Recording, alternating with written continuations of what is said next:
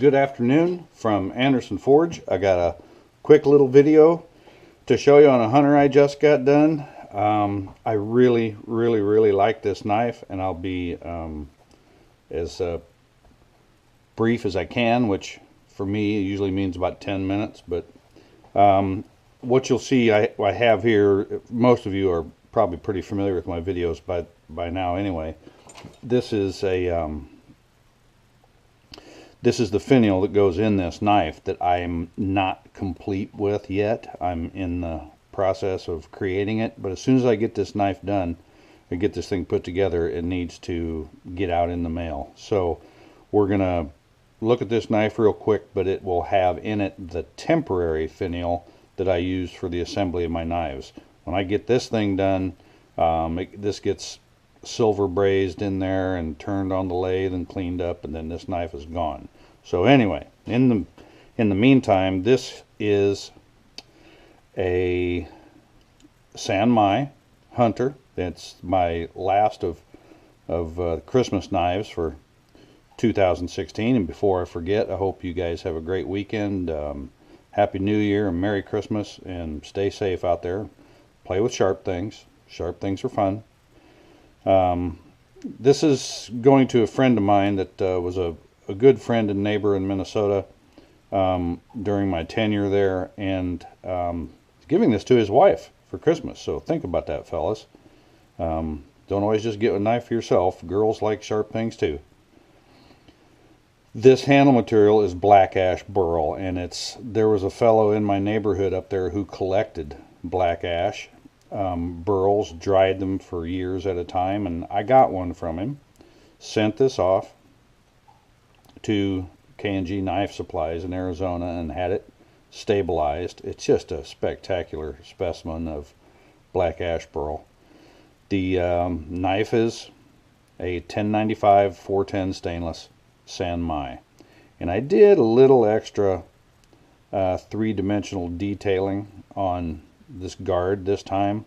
I do something similar when I'm doing a high and low guard for some bowies and so forth, but this time I did the same sort of detail on a hunter guard. I think it's the first time I've ever done this. This particular detail transition on these facets. I've done a lot of the facet that runs congruent with the cutting edge across the guard and down the knife and around the butt cap. So that's not new. But anyway, do a quick, where's my right here? Quick little, this is a temporary finial that I don't know how many knives I've used. Boy, got that one tight, eh?